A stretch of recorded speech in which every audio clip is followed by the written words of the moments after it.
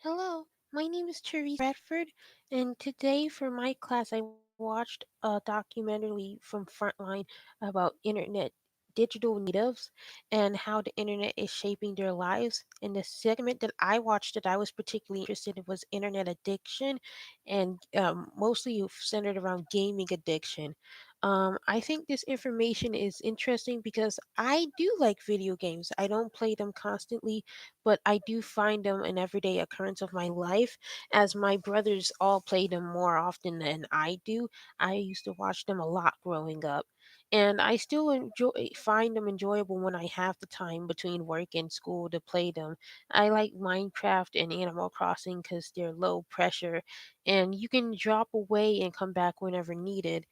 However, this information is centered around people who have gone their whole lives with the internet, kind of like we have, but they've adapted to it in a way that is maladaptive, that they focus on it in detriment to their studies, their health, the relationships in their families around them, and it affects them in so many profound ways that they have to go and get some sort of help or re-education around it.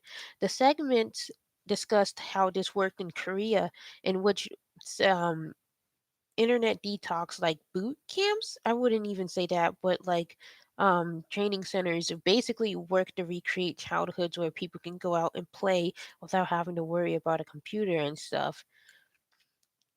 Um, in any case, I think the interesting thing about this is that I also wonder about how much of the internet is compensating for everyday life, like the lack of play or the lack of access to playgrounds or whatnot, because like I think it can in a way fill a void that lack of options and lack of public transit often do, because if you can't get to a park or if you can't go out and play outside because everyone's afraid that something's going to happen to you, then what else can you do than sit in and play video games, you know?